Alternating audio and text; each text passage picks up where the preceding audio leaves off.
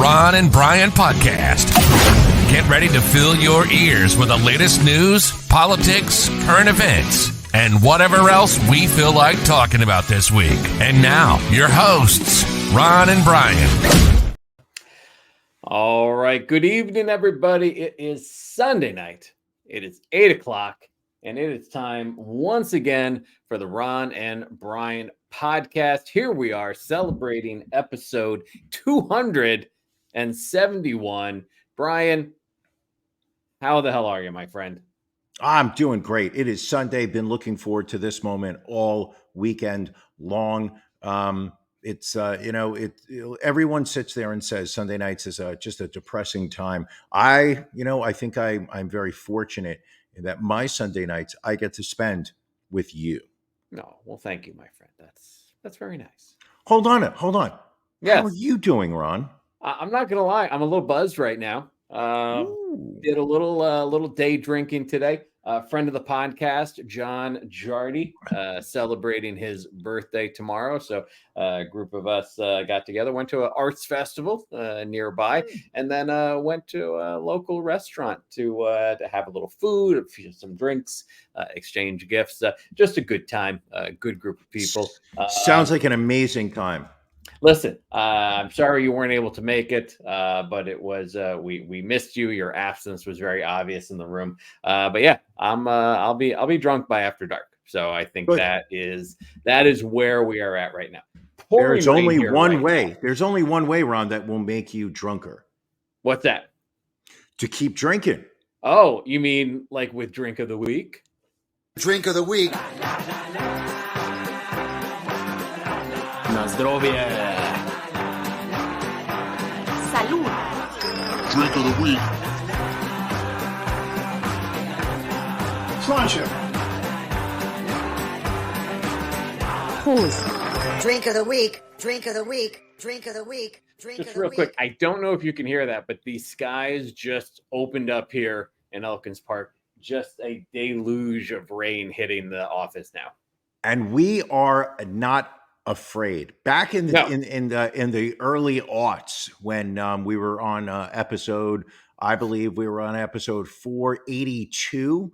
That was season 18 of the podcast. I remember when there was rain, any type of precipitation in the suburban Philadelphia market. I remember your internet would, how do I say this politely, become very spotty.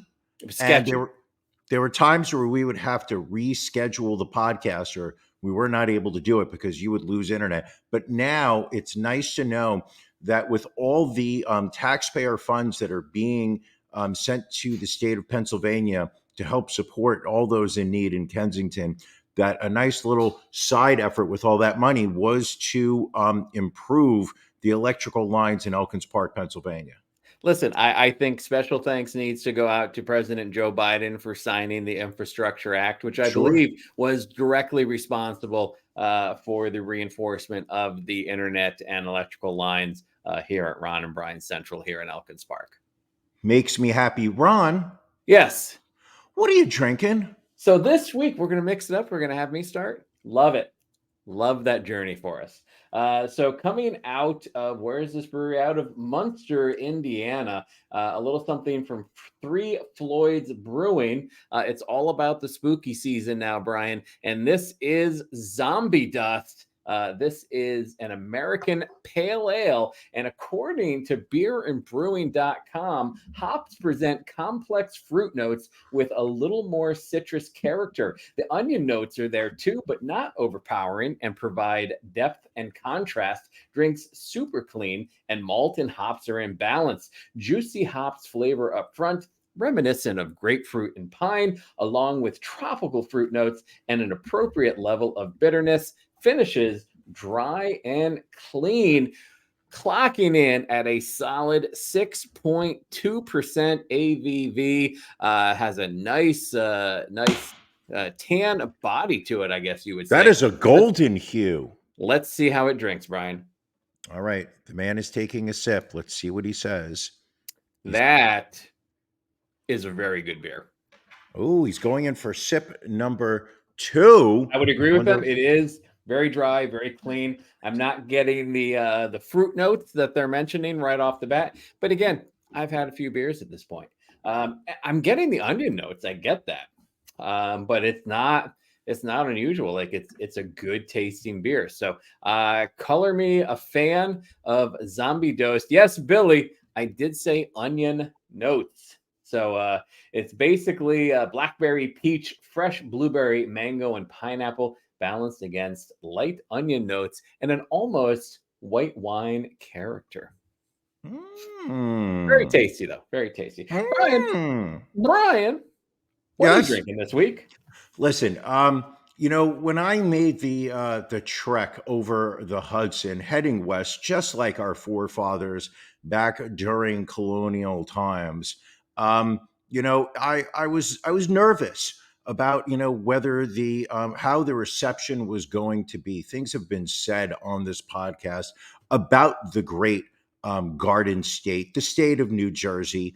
Right. Some of these things have been said by you, Ron. Others have been said by Matt Beaker. I have been nothing but uber complimentary about the state of New Jersey. And it's nice. The welcome mat has been rolled out for me. The nice people over at 902 Brewing, which is in Jersey City. So this is being made with the finest of water. Of course. I'm drinking a Heaven, Hell, or Hoboken, a reference to a city in New Jersey, Hoboken, which is just a short, maybe 15-minute ride from me, but is more important. The Heaven, Hell, or Hoboken is a reference to World War I, when General John Pershing said the phrase "Heaven, Hell, or Hoboken," and it became a rallying cry for the U.S. troops because it became a cry, not really a cry, but it became a motto for the swift end to World War I, which actually dragged on for another year. But it was General Pershing's way of saying to the troops, you're gonna die, or you're coming back to Hoboken, which was really just a port of embarkment for a lot of the troops. This here, Ron, coming Looks in good. 6.5 ABV. It is an IPA, so I am very not looking forward to tasting this. Beer Advocate gives it a score of 83. Untapped, 3.57. Brian rates this. Let's see what it is. Take a nice drink there. Let us know what you think. I would say that this is a smooth American IPA with a hop ride of grapefruit, passion fruit, and other citrus flavors. Hit with a heavy dose of Simcoe, born in the kettle and cold side. This, Ron, is Heaven, Hell, or Hoboken. You're taking a second sip, so I have to imagine that you're enjoying it. I do not miss IPAs. No? I don't like that hoppy aftertaste. I got you. It's I'm more of a lager guy myself, so I think I understand what you're saying. Lagers, pilsners, ales. That's my wheelhouse. I think that, but at the same time, I can't be drinking a Pilsner every week. I can't just do a lager. I've got to, I almost picked up an Imperial Stout, but it seems a little too early in this season for me to go Imperial Stout. I think I want it a little bit colder for a dark brown beer. Understood. Well, in the meantime, Brian, let's keep things rolling along here with Beef of the Week.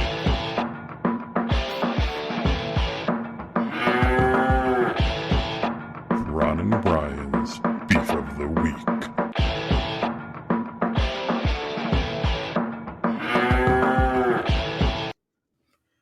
Brian, what's bothering you this week? The fact that I wasn't invited to John Jardy's birthday celebration this weekend. It sounds like a great time was had. It sounds like you were there. Sounds like your wife was there. Sounds like Marty Jardy was there. I'm going to assume Matt Jardy was there. Maybe Amy Jardy was not part this of that. time. No, but Amy Jardy. But Kelly Jardy was there. Kelly Jardy. Okay. Parents were there on both sides. I mean, it was wow. It was a friends, family. It was a small get together of festival. Roughly 80 to 100 people. So nothing big. Not invited. Yeah. So that hurt when I heard about that. My beef of the week is an update from last week. Okay. the fine folks over at Retro Fitness in Rego Park on that's Queens right. Boulevard. I swung by there to announce that I was looking to cancel my membership, Right. and that I had moved out of the neighborhood. So this was a call for me to cancel my membership. And the woman behind the counter started. I mean, she gave me every line that they have been memorized to teach to not allow you to cancel. Is there somebody else you'd like to transfer this to? Oh, wow, you're at our introductory rate. You're significantly lower. Are you sure you don't want to keep it? My manager is not here, and they're the ones that really will be able to do that for you. And then finally, after I was able to break her down, she really just screwed me. Just screwed me. Sat there, was like, well, it's within 5 days of your billing cycle, so we're going to have to bill you for September. Oh, that hurts. So I'm getting another charge for even though I canceled my membership. So I'm not there anymore. They're going to charge me a month. And at that point, I literally was so furious that I realized I was about to make a scene. And I'm not really one to make a scene. You know that, Sure. And I sat there and I just was like, it's $20, Brian. It's not worth what you're about to do. And I just said to her, go ahead. If that makes you feel better, go ahead. This is what you do, Brian. You reach out to your credit card company.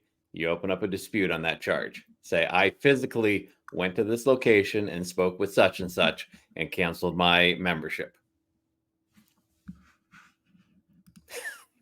You're making a note of that, aren't you? Yeah, I'm writing this down. What are you talking about? Call credit card company. You Keep going, Ron. You got the call. You probably can just do it online. Most of your credit card companies, you can go in, you can just dispute a charge online. And then just give I don't have access to my bank account anymore. They took that away from me. Did they? Wow. No, I'm just kidding. I'm kidding you. All right, good. You had me a little worried there. Thank you very much, Ron. That's a great idea. I will be disputing it. Ron. Yes. What's bothering you this week? So this week, Brian, I mean, it wasn't a bad week. I'll admit it was a good week. But my beef this week is with my lovely bride. And my wife, she's a wonderful person. We know I love her deeply. Love her. But she did something today, and we did have a conversation afterwards about her delivery. And I guess I should maybe back up for a moment and say that my wife used to be addicted to WebMD. So if there was any kind of symptom, malady, whatever, she would go on WebMD. Sure. And you know how WebMD is. It's either what it is. You have cancer. Or it's cancer. Or cancer. Like, correct. She would be like, I either have a hangnail or it's cancer. And sure, it's 99% a hangnail, but I'm pretty sure I have cancer. So that's kind of like her mindset. I strained a neck muscle, or I have cancer. Or I have cancer, exactly. WebMD, correct. The finest. So she is prepping for her own colonoscopy in a couple of months. She's getting to that age. It's time to do a colonoscopy. Hold on. How much prepping does she have to do? How much prepping does this woman have to do if it's months away from here? Well, they wanted her to get blood work, which is unusual. I didn't have to get blood work before. Well, I guess maybe I did get blood work. So she goes yesterday and she gets blood work. So I'll ask you how you would react to this situation. Okay. So I'm in the bedroom. I've just showered. I'm getting dressed. She comes in. She's like, my blood work results came back. With that and tone. Pauses. And also keep in mind, she is a very energetic, vivacious person. She does not low energy. Right. My blood work results came back. Oh my God. All of them. What did it say? That is the response. Oh my God. I'm like, all right, how all of them were really good, except for one that was really, really bad. So now I'm like, all right, time to update the life insurance. I'm like, well, which one's bad? She's like, I have high cholesterol. Now, not to downgrade high cholesterol, but in the span of treatable issues that you can have from a blood test, it seems like not a huge deal. And I said to her, I'm like, you know what? I'm like, man, I've lost my mother to cancer. I've lost my grandmother to cancer. I've lost friends to cancer. Like that's automatically, again, where your mind goes when somebody's Sure. like, Blood work came back. I got Sure. my blood work. Yes. So I said, maybe in the future, just say, hey, my blood work came back and I have high cholesterol. But it was this whole thing where there was a good 30 to 45 seconds where I'm like, she's ready to deliver such just ridiculously bad news. Again, not downplaying the dangers of high cholesterol, but it's a treatable situation. Yes, it is treatable. And can I give you another perspective? Sure, please do. Okay. I 90% of the reason that I do this podcast is I need your perspective on things in my life. Oof, that's scary. Yeah, I know it's a lot of responsibility. Now, as somebody who has not necessarily taken every possible step he can to treat his body as a 51-year-old, I recently went in for blood work. I would say maybe 6 months ago, went in for my annual physical. And the doctor basically came back to me and said, you have high cholesterol. And it really was a wake-up call. And not in the sense of, oh my God, I'm going to die, but just the reality of, I don't eat a lot of fried foods. I don't I'm not eating a lot of red meat. I do eat a salad most days for lunch. I would say that I wouldn't necessarily say of the healthiest of diets, but I definitely would say on the scale of America, I'm on the good side. Right. If you had to, draw a bell curve, and to be told that my cholesterol was high, and to have a doctor sit there and say, well, obviously diet plays a large part in this, but it could just be, the way, genetically that your body is holding on to this stuff in the blood. And if left unchecked, you become a very likely candidate for a heart attack, which is how my mother passed away. So when I was told by the doctor that, my body was just producing a lot of cholesterol naturally, it kind of was a oh shit. I am in that age group where, people are starting to drop off and die. I don't feel it's going to happen anytime soon. I'm not that lucky, but it's just the fact that, it was a little bit of a wake-up call of, hey, you are getting older, and the body that you were born with may not be working in prime condition like you have always assumed it was. If you can let your wife know, I did get on a statin. I forgot the name of it. It's a torvastatin, something like that, which is the generic for Lexapro or whatever the I don't know what the fuck it is. Anywho, but I did get on a statin and ate normally for a month and went back for blood work, and my cholesterol level was now in the normal range. So it made me feel much better. I take a pill every morning, feel great, still eat wings, still eat fried chicken sandwiches. So tell your wife, obviously it could be worse, but I do understand her initial reaction of just like, something serious is going on inside my body. I say this as I take a swig of Jack Daniels. Of course, that's where it went to next, is I was like, well, at least your doctor can put you on medication for cholesterol. Yeah. Well, sometimes your body just makes cholesterol. Sometimes you have familial cholesterol and it just can't be treated. And I'm like, well, does anyone in your family That's what have the pill. I'm like, does anyone in your family have high cholesterol? Like your mother, your father? I don't know. Your brother? Grandma? Well, and then I realized I'm talking way too much sense here. I should just be like, all right, you're right, dear. But let's see what the doctor says. So is she planning on getting on taking medication? I mean, she's going to talk to her primary physician about it. Like, obviously, this was for her colonoscopy. I don't know that doctor can really do much, but she'll reach out to her doctor and say, what can you put me on for this? I will say this, that when I had my blood work done, I had a coworker who also got his blood work done, and I would say he's probably about maybe 7-8 years younger than me, maybe 5. The point is that we were comparing our cholesterol numbers, and he sat there and pointed out that his number was higher than mine. And this is just like one of those moments when you realize that you are old. I sat there, I was like, oh, so which medications your doctor putting you on? And he looked at me and says, I'm doctor didn't put me on anything. And his number was like 20 points higher than mine. And I looked at him, I'm like, wait a second. Why is it that I'm on medication and you're not? And then he just mildly like kind of looked away and just mumbled, it could be age. And I was like, oh, Yeah. I'm 50 plus. He's in like the 40 plus category. So Right. maybe a higher cholesterol is something that's not considered as dangerous for somebody that age. Listen, with everything that has gone on over the past 5 years, the Dr.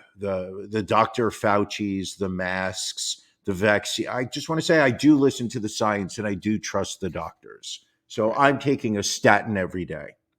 Allie brings up a good point here. Sometimes things don't need to be, quote, solved, and someone just needs an ear. And I will say that is one thing that I've learned in my relationships, and a comment that I will often make as I'm having conversations with my wife is this something you want my input on, or is this just something you want to tell me? And this particular conversation was something she wanted some input on. But I get what you're saying, Allie, and I have learned that in the fact that there have been times in the years past where my wife has talked about something and she's had to say to me, she's like, I don't want you to fix it. She's like, I just want you to listen. So how does she respond? Yeah. How does she respond when you say to her, do you want me to listen or do you want me to help you work through this? Oh, she'll answer. She'll answer whichever. Oh, really? Okay. Yeah. I'm going to try it. I will say this, and I was, prior to going into this relationship, and even for the first few years of this relationship, I was a very poor communicator because I made a lot of assumptions versus asking questions and making sure we were all on the same page. So I will say that's kind of where questions like that have come from. Yes, sir. You're calling timeout. I'm going to get spanked for this one. By who? We'll find out. All right. Let me ask you a question and answer this honestly. Was it that you were a poor communicator or you struggled with the difference between how men communicate versus how women communicate? Because the truth, and I know there's not one way. So there's not one way women communicate, but there is a general acceptance, at least on my part, that there is a difference between, a female's approach to something and a male's approach. Sure. And the truth be told is, if a guy comes to you with a problem, he's looking to talk out and end up at a solution. Whereas I think sometimes like women necessarily, they don't necessarily take that same approach. And sometimes it's, I need to get this. I just want to talk about something. I need to get these thoughts out. I want to talk about that, but I'm not looking for you to swoop in like Superman style and solve my problem. I think I would say it's a little bit of column A and a little bit of column B. I would say, yes, not just the fact that she's a woman and I'm a man. I think she and I just have different communication styles in general. But it was the fact that I, in my head, acknowledged our difference in communication styles. That's great. And still was a poor communicator. So I think thank God. Great. The only reason this marriage has worked, and we will be celebrating 10 years of marriage this Halloween. Sure. And I will say the reason that this relationship and this marriage has worked is that she was willing to put in the work to help me be a better partner for her. This is not to say that she knew you were a winner. She knew you were a keeper. She says I'm a good egg, so that's about all I can say. Once again, Allie makes a good point here. It's just that venting can be healthy, and that is something that 40-plus-year-old Brian learned. I did not know this in my 20s and 30s. I do realize that now, and I also realize the value in just listening. There you go. Good talk. We've had a good talk here. I feel we're all better for it. Absolutely. Let's get to our stories of the week. We always like to grab stories that catch our eye, that we just find interesting for a variety of reasons. We want to make sure we don't pass them up. Brian, what is your story of the week this week? My story of the week is Las Vegas. Yes. You know I love that town. Love Vegas. Love Vegas. We both love it. There is an issue going on right now at the MGM Grand, which is not just. It's still going on, right? We're going on like a It is week still now, going I on. think. MGM Resorts was the victim of a cyber attack this past week. They were hacked by a cyber group and basically shut down MGM Resorts, a dozen hotels on the strip between Mandalay Bay and Bellagio. So it turns out that earlier this week, hackers were basically able to find a IT employee of MGM Resorts on LinkedIn. We're able to call customer service, and within 10 minutes, we're able to, they were provided this IT guys, pretending to be this IT guy. We're Right. able to obtain this guy's credentials to get him into the computer network. They were able to log in as an IT administrator, basically block the entire network.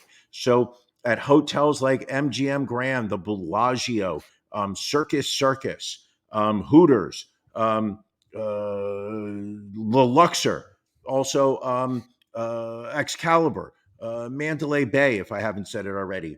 Then you're looking at the Mirage also. You're also all the way up. No, I think Planet Hollywood. I think you've hit all of them. I was waiting for you to shut me down. No? No. Anywho, basically, they were completely shut down in the sense of that if you were trying to check into the hotel, the computer systems were completely down. Took hours. So the front desk staff were unable to verify people's reservations. They were literally taking incoming visitors with using paper notes to check people in. There were hotels that were, I believe I read, up to 3-4 hours of wait time to check in. The slot machines were completely not down. operational. All the table games were working off of paper because there was no computer system to back them up. It was a shit show.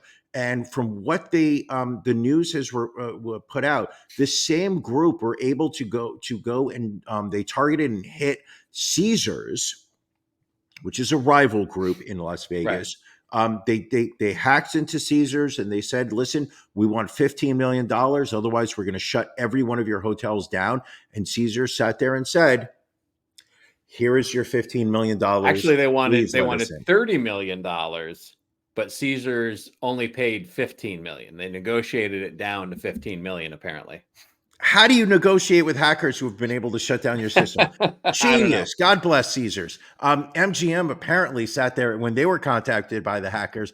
They told the hackers where to go. And apparently the hackers sat there, heard this, and said, "Hey, we're shutting shit down." So if you were looking to go to Vegas this week and you're staying in an MGM Resorts hotel, my sympathies go out to you. I mean, it is, again, it's amazing to me. All these companies do training on phishing attacks, cyber attacks. Sure. And yeah, it was literally as simple as finding someone's name on LinkedIn and calling and pretending to be a certain individual. Sure. And what is interesting is MGM is entering into a partnership with Marriott this upcoming October, where Marriott Bonvoy will connect with MGM properties. And now, there's a lot of pushback from, Marriott Bonvoy members saying, how are you going to guarantee that our data is safe given what has happened? Like, they're gonna have to be some sort of connectivity between the MGM systems and Marriott. And Marriott also fell victim to a cyber attack a couple of years back, where I think like 11 million individuals had their data compromised. So but it's still amazing to me the fact that people still get caught up in this stuff. Like the biggest thing is get somebody's return phone number. Like if somebody, like we tell that to all, because we've had this happen with hotels, and it's always like someone calls a hotel at like 3 a.m. and says, "I'm with the IT department of whatever chain it is, and we need to log into your system to do a computer upgrade. Fine. Give me a phone number I can call you back at. Sure. Easiest way to try and thwart that. Sure. But people don't do that. Amazingly, Motel 6 unaffected. Yeah. Shocker. Red Roof, still good. Still issuing Your hard data- metal keys. Your data is hard metal keys. God damn. Is there anything like checking into a hotel when you're on the road and they hand you a metal key? God damn.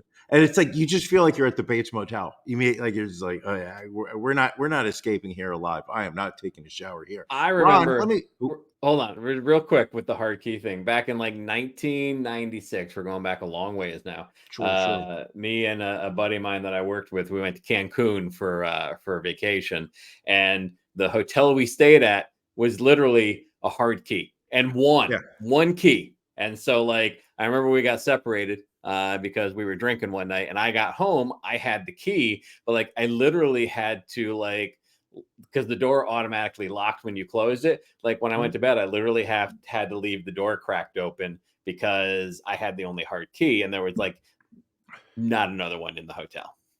And what happened? He eventually showed back up. You've told this story before. I have. I've told that story, but I don't know if I've told. Drink up, Ron. Story. Drink some more. Drink some more. Lashana Tova, my friend. Oh, listen, I love you. No. You can finish that. That's one more sip. One more sip. I'll finish it in a minute. Because I have a story, Brian. You haven't asked me what my story of the week is. Ron. Yes. Ron. Yes. Ron. Yes. What's your story of the week? So, and I guess it kind of ties into the cholesterol conversation, the healthy diet conversation. Like people always say, eat fish. Eat, there's good oils in fish. There's omegas in there. Sure. Tilapia fish is so healthy for you. Exactly. So healthy. So there is a California mom, Laura Barajas, age 40. Who ate some tilapia, which was apparently contaminated with a deadly bacteria, ended up needing to have all 4 of her limbs amputated. What? So she had this tilapia. Let me see if the story says where she got it. This is a photo of her in her hospital bed. So she had purchased the tilapia at a local market in San Jose, made it for herself at home, and she was infected with Vibrio vulnificus, which is a potentially fatal bacteria found in raw seafood and seawater. They had to put her into a medically induced coma. She had complete sepsis and her kidneys were failing, which is the reason why they needed to amputate all 4 of her limbs. A friend has started a GoFundMe campaign to assist with the medical costs and her adjustment to her new life, which has raised about $40,000 so far. Jesus. I mean, is there anybody out there that would eat tilapia anymore? But it's I guess Chris would he's ready to have some. He's tilapia. He's ready. I guess maybe she didn't. Maybe she didn't cook it enough. Like I thought, like cooking food properly kills off bacteria. Sure. But isn't there something to be said for the fact that the food that we are being provided is inherently dangerous unless we literally cook the and kill off the parasites inside of it? Well, we're getting back to a point. Like I remember, like in my mom's youth, like when she would cook something, like she would literally put, whether it was chicken, steak, pork, whatever, she put it in the oven for an hour. Because growing up, that's what you had to do. Shit out of it. You had to kill like what was the stuff in pork? Diverticulitis. Diverticulitis. That was the one thing she always warned me about. No, I thought it was what was the other thing? In the chicken that everybody gets. Well, salmonella is another big one. That's the one, yeah. E. coli is a big one. Oh, E. coli is when they don't wash your lettuce. Lettuce is a big thing. E. coli used to be a lot through meats. Then it ended up getting transferred to lettuce. There was isn't E. coli fecal matter basically? I mean, It isn't it is. basically like fecal matter? So, like when there's E. coli in meat, it's because as they were grinding up the remaining pieces of animal, that part of the rectum and digestive system, the backer part of it, was included in the grinding of that meat. Well, so what the issue becomes is, yeah, I mean, so basically because of the the hygiene levels. Dr. Joe chiming in with confirmation that E. coli is from poop. And obviously They're using cutting edge medical terminology. That's why we have Dr. Joe on this show. So there's a docuseries on Netflix right now about the safety of our food chain, and one of the things they talk about E. coli, where Mhm. one of the bigger issues initially was E. coli through meat, and again because of animals being kept in close quarters and they just poop and it gets, and literally when you're getting ground beef, there could be 400 to 500 different animals Sure. ground up into that. But Sure. then the other issue that started to happen is you've got these produce farms located next to these slaughterhouses, Sure. and the runoff of the waste is going into the water system and is being sprayed over the fields. Like with E. coli, if it's in meat, if you cook it to a certain temperature, you're going to be safe. But Sure. once that gets on your lettuce, like there's nothing you can, because you don't cook your lettuce. You don't. Why would they put the produce farm so close to a slaughterhouse? I mean, that seems like a Because terrible I mean, idea. Hold it's on. Allie says that's a fantastic oh approach. wow, wow. Well, I mean Wow, that's an Allie. opinion. That's a take. Shock. That's a hot take, if you would, Ron. Again, I guess these farms end up all in the same location because of shared cost of irrigation and electric and things of that nature. Yeah. Yeah. Now, I have a question. If you're sick with the E. coli or you're sick with the uh, diverticulitis and you're not Right. feeling one, and you feel like you're suffering a little bit, and you've got some type of fever, you're sweating it out. My question to you is, is a regular thermometer a good idea to put up your pooper, or is there something else you should use? There we go. Dr. Meat Joe chiming thermometer. in. You need to put a meat thermometer up your pooper to properly I see guess whether you because have. of the fever, you might get hotter than a regular thermometer might pick up on. So that makes sense. Makes so much sense. Thank you, Dr. Joe. All right, Brian, it's enough about poop. It's time to talk about gold, and that is our NFL locks of the week.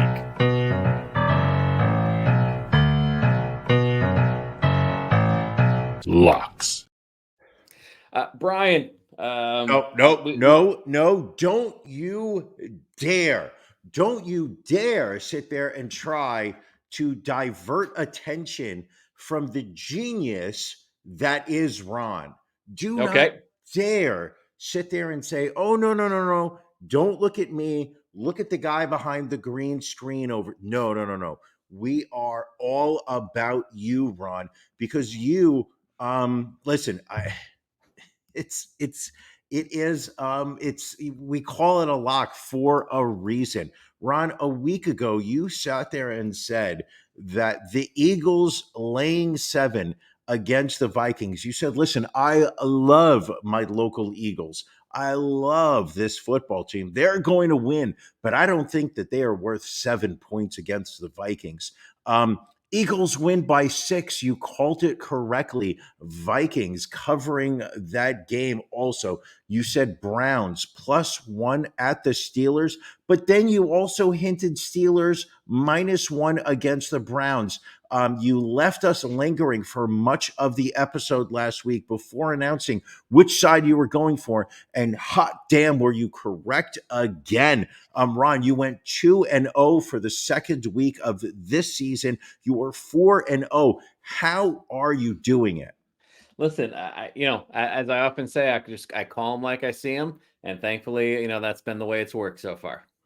Unbelievable. I'm going to say to you that I know several people that flew out to Vegas this week because they had a suitcase full of cash that they were going to bet on your locks of the week. And unfortunately, they were staying at an MGM Resorts hotel and were not able to place their bets. They're crestfallen Okay, crestfallen, Ron. I bet that's a term you were not expecting to hear on I was episode not. 271, but I you was are not. hearing crestfallen.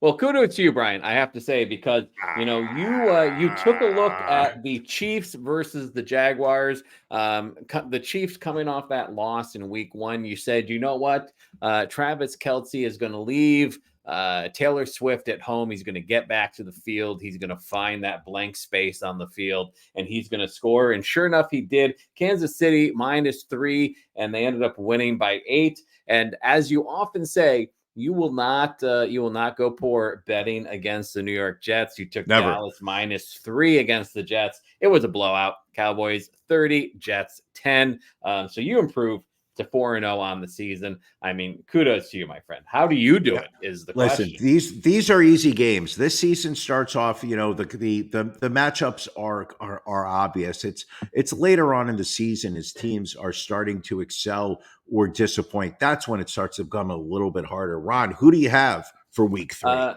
This upcoming week, I mean, Dallas is on a roll. They are on the road at Arizona. They are favored by 10.5. I'm taking Dallas minus the points, and then Green Bay at home -2 versus the New Orleans Saints.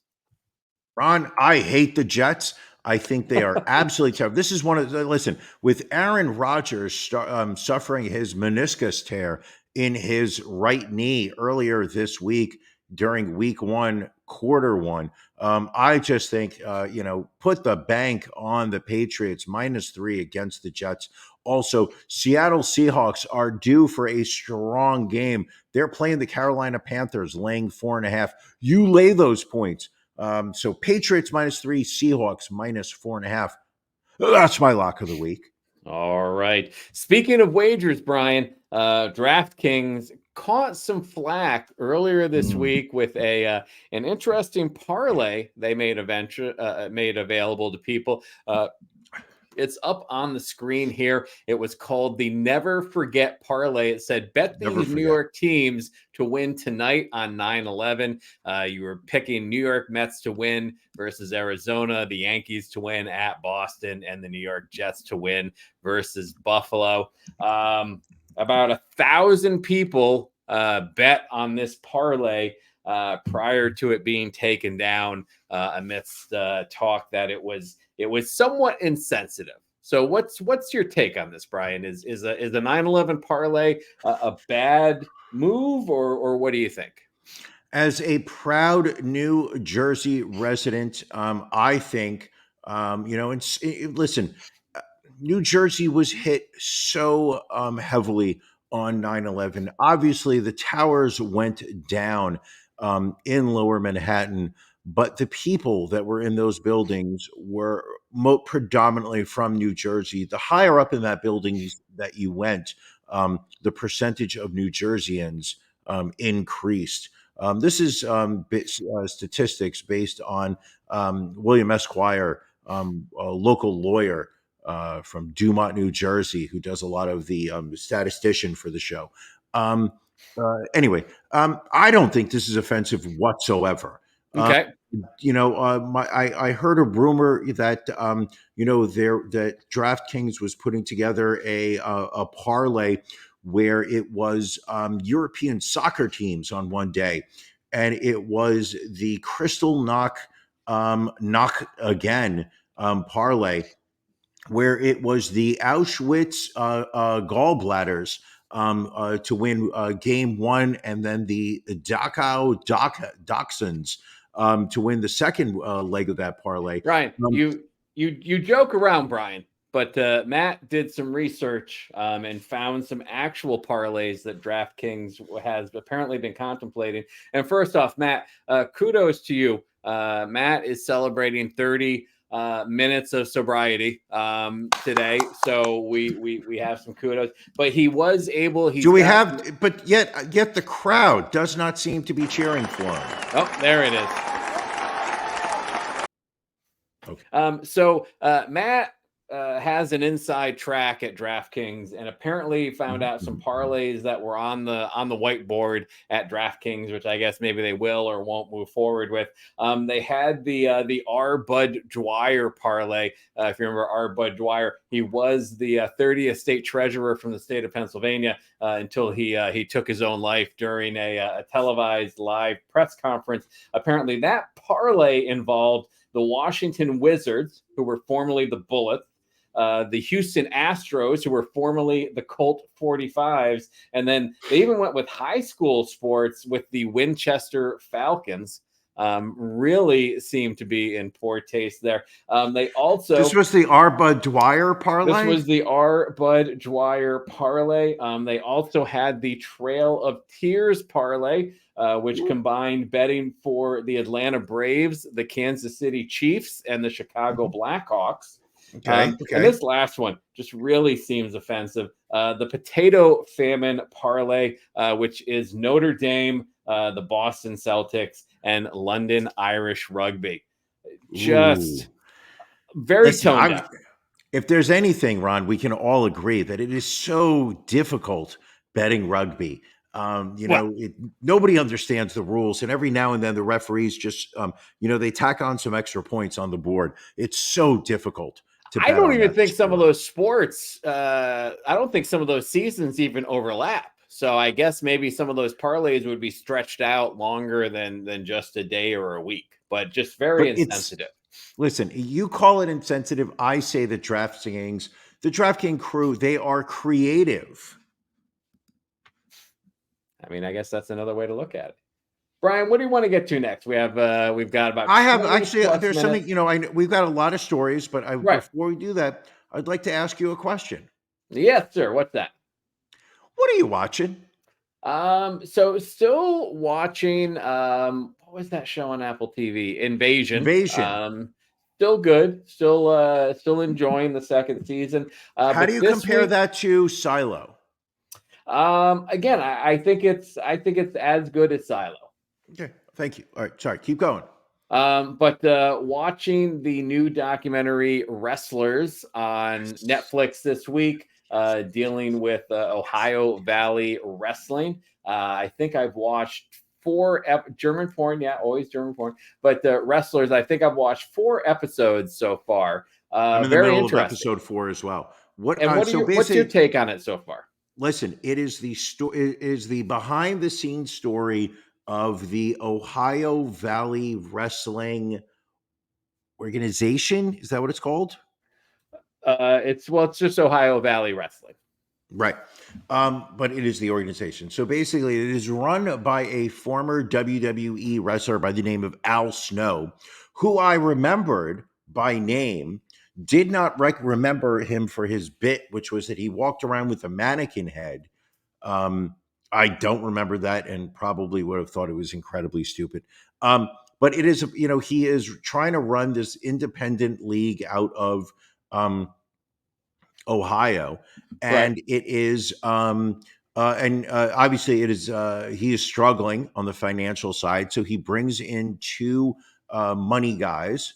Local Ohio sports fans who are very much into wrestling, who have invested into, who become his partners in OVW, except that they are looking at it from the perspective of, we need to be profitable. We need to start making money. We are losing tens of thousands of dollars every month, and we need to, if this is going to continue, we need to start doing things differently. So you've got that old school of wrestling, you've got the new style approach.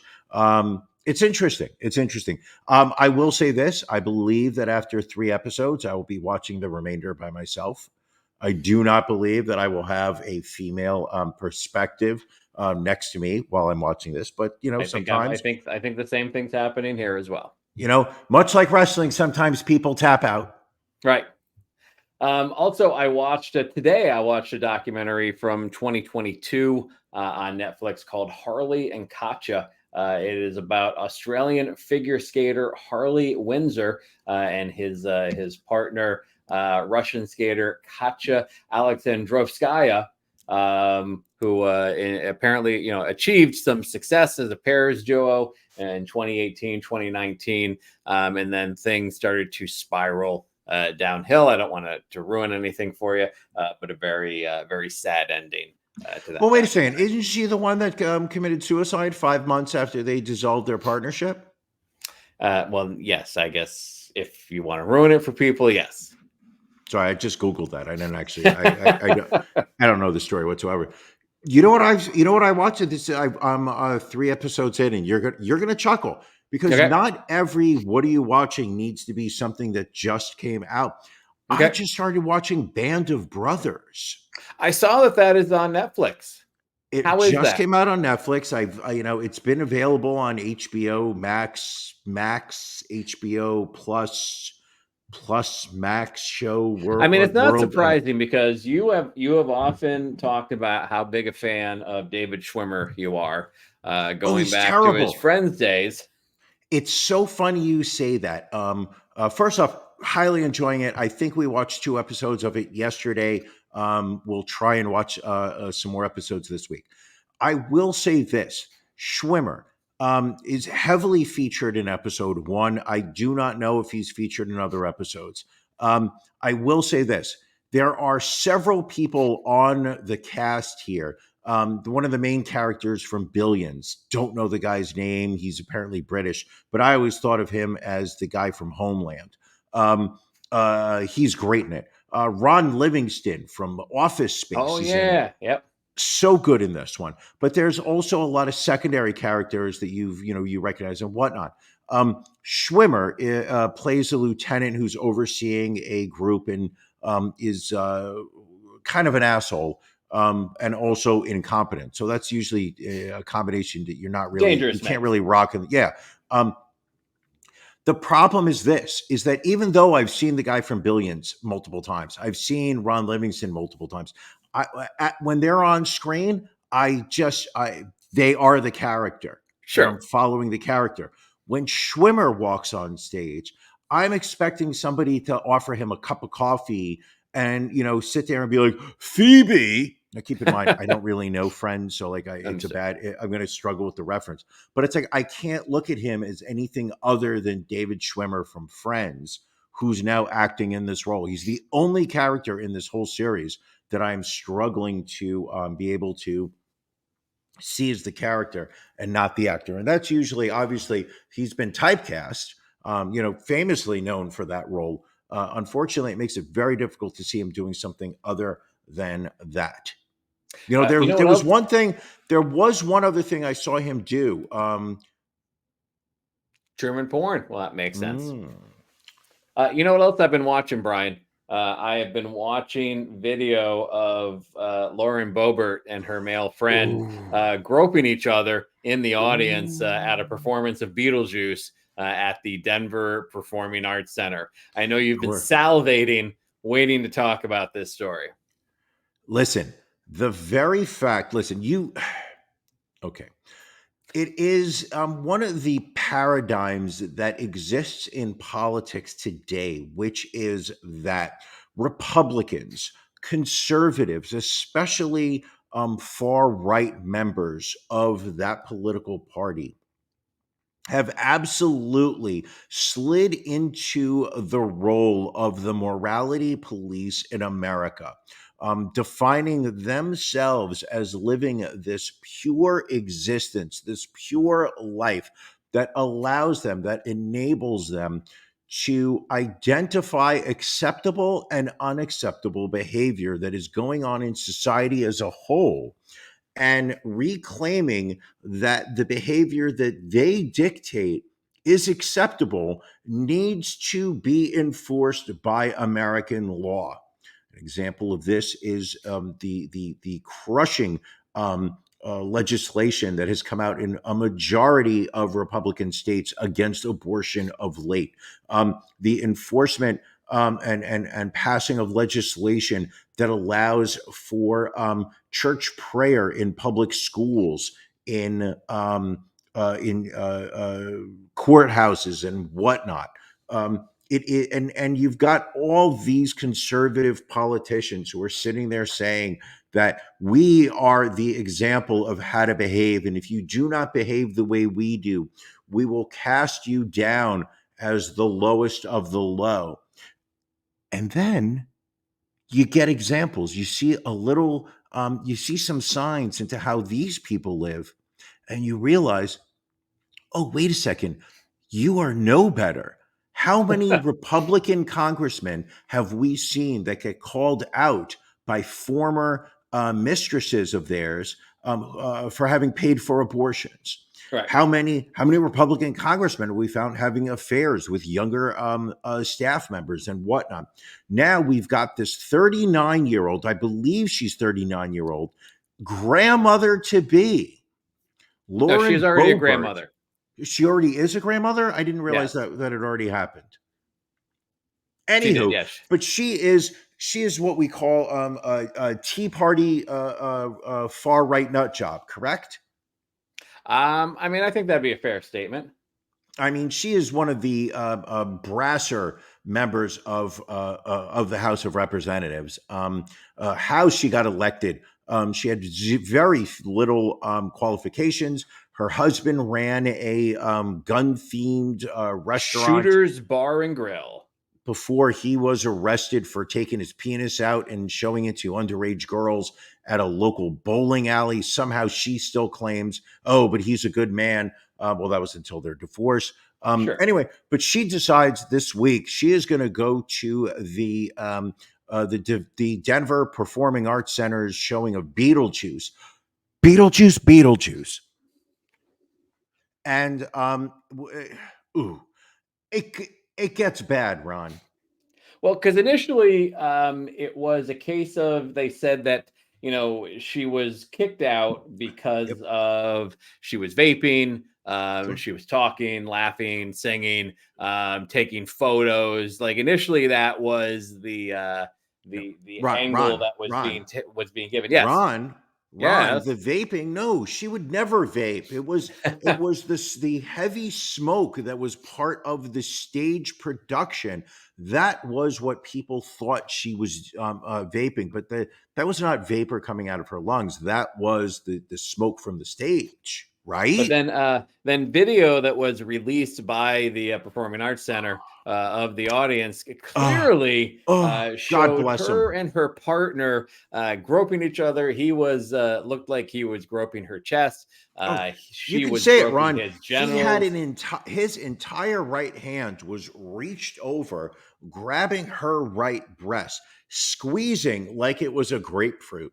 At a Whole Foods that you're testing if I take this grapefruit home tonight, can I crack it open and will it be juicy? He is just squeezing on that damn thing.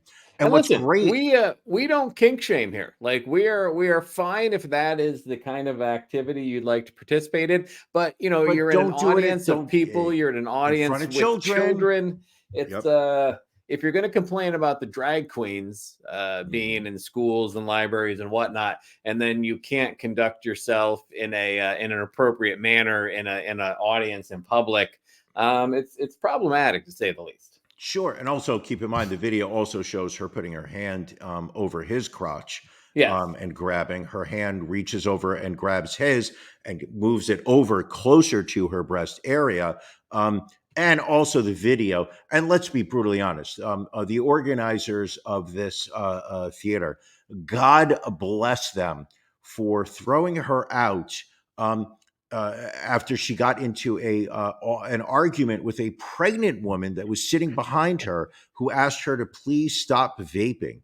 Yes. At which point, I believe she called the woman a miserable cunt. For I believe is what the reporters are reporting. And then clearly she's vaping. I mean, she's absolutely. I mean, no question.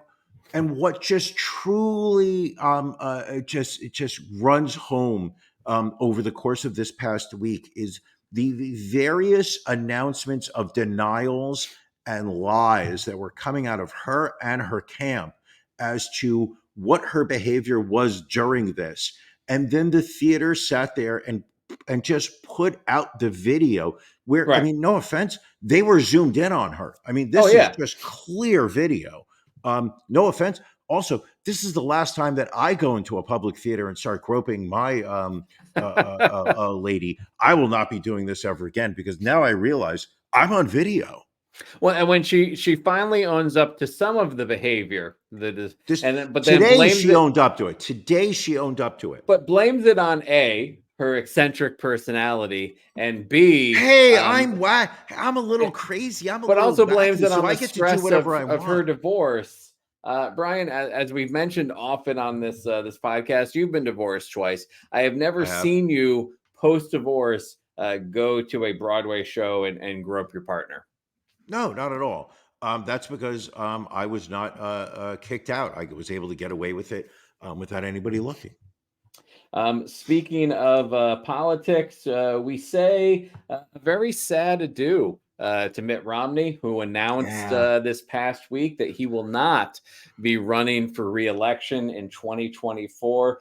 Mitt Romney, a person that we often did not agree with, but he was someone with the backbone to vote for Donald Trump's impeachment twice. He has often reached across the aisle at times to support legislation.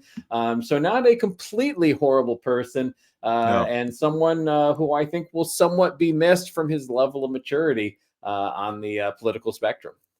I think that what he said in terms of the reason for his announcement to vacate the Senate, very powerful, in that he basically said the main reason was that as somebody who was in his late 70s, he felt that it was time for him to pass the torch to the younger generation of American politics or politicians to basically be able to run the show. I took this as a direct assault on the likely Democrat and Republican candidates in the 2024 presidential campaign.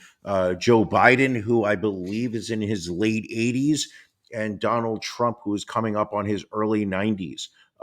There's a lot of talk with Mitch McConnell's recent medical issues, Dianne Feinstein's. I mean, we've been talking about it repeatedly of, it's generally considered that if, if you are in your late 70s or 80s, there is some diminished capability to think clearly.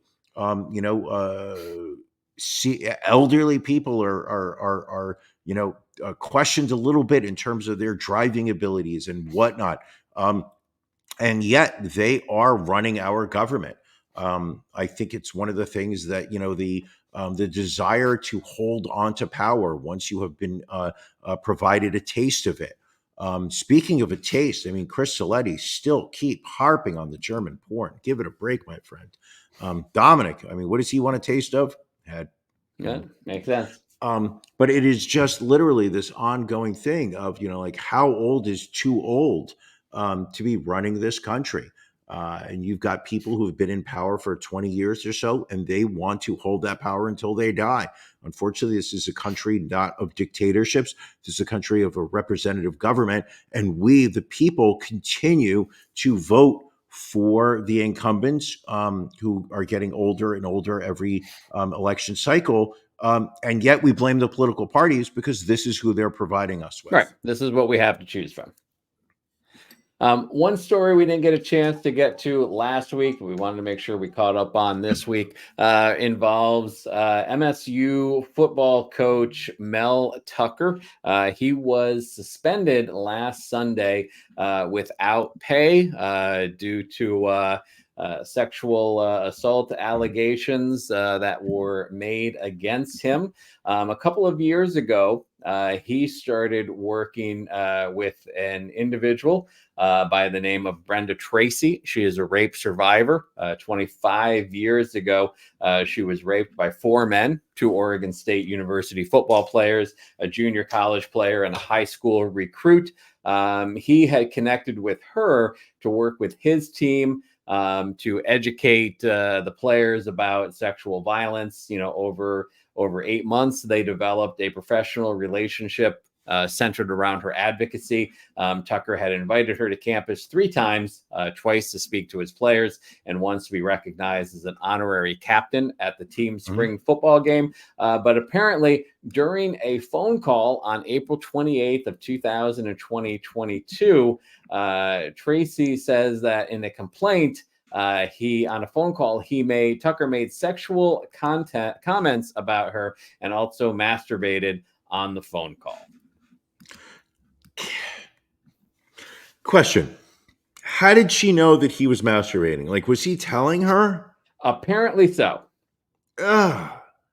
So she filed a Title IX claim. Good. In Tucker's statements to the Title IX investigator, he acknowledged masturbating on the call, but said Tracy grossly mischaracterized the episode. According to him, they had consensual phone sex. Tucker wrote in a March 22nd letter, quote, Ms. Tracy's distortion of our mutually consensual and intimate relationship into allegations of sexual exploitation has really affected me. I am not proud of my judgment, and I'm having difficulty forgiving myself for getting into this situation, but I did not engage in any misconduct by any definition. These professional apologies are just out of fucking control at this point. Yeah. For him to be like, oh, I'm struggling to forgive myself. No, nobody's forgiving you. You're a creep. You're a creep and an asshole. Nobody's struggling to forgive you. Nobody wants to forgive you. Speaking of creeps that we do not want to forgive, Russell Brand. It has not, there's still a lot of details waiting to come out. I do not want people to think that we are avoiding this subject. Famed British comedian Russell Brand was over the past, I think, 24 hours, there were stories that came out in the British press of, I think, 4 women who basically have stepped forward and said that they were victims of sexual assault by Russell Brand. One was apparently a minor who claims that he sexually assaulted her. She was 16 years old, and he allegedly would refer to her as the child, even while he was in a sexual relationship with her.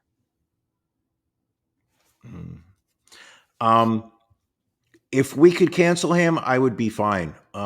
It sounds, from the early reports, and obviously there's a lot of information that's set to come out in the next 24, 48 hours. Russell Brand posted a video on his YouTube page, I believe it was yesterday, preempting the news that broke today, which was basically him saying, "Oh, I've been notified by the mainstream media that they are going to announce some terrible things about me. Don't believe it." Okay, you know what? We'll take you at your word. Fine. Then the details started to come out, and if any of them are true, I would say this man deserves to be in jail. I don't know how you feel about that, Ron. No, I listen. I think the men in power take advantage of this situation, and they need to be held accountable for their actions. Ron, power absolutely corrupts, and absolute power corrupts absolutely. Very wise words. Very wise words. And you know what's also wiser words? If we can make a nice smooth transition. What's that? Our Patreon. Oh, you are correct. People, if you're not on our Patreon, if you are not a subscriber to our Patreon, you are basically telling Ron and I do not want to support the show. Right. I want to continue to enjoy my 1 hour of free content, but I am not going to crack my wallet open every month and give you pennies on the day. That's what it boils down to. For as little as $5 a month, you can join our Patreon. It helps. The money is going to help offset the expenses that Ron and I incur to run this podcast. First off, the graphics. See this little banner that goes across? Every time it goes across, $2 goes to StreamYard. Look, this is another $2. It used to be 75 cents, but inflation. Thanks, Joe Biden. It's now $2. Okay. We want these graphics because we think it adds value to the show. But now we're looking at $6 for this. It's now Right. $6. Ron, please, is there any way to stop it? I mean, keep it on the screen, but turn off this. No, put it back on. Yeah. I want people to know. Oh, the paradox here. But it's a way to help us offset some of it. And what do we give in return for this, for your Patreon money? You are given access to something called After Dark, which is a separate show that Ron and I do right after this. Right after this, 9:30 tonight. And for $5 a month, you are given a audio file every Monday morning of this content that we do. It's a minimum of 30 minutes. And we cover stories that YouTube doesn't want us to talk about it. Facebook wants no part of it. It makes Twitch nervous. But yet Patreon says, okay.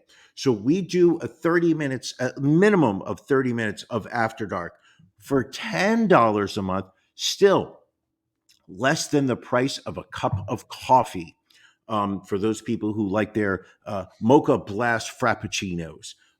For $10 a month, you get a link every Sunday that allows you to watch live our After Dark show, and it gives you afterwards a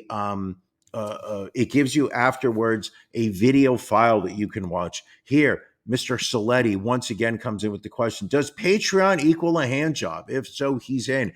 Yes, I will jerk you off if you sign up. At the $50 level. Correct. You have to sign up for Hand the relief titanium at level. the $50 level. Hand relief. What was that audio file that we had? I just wanted some relief. Remember there was the show on Netflix.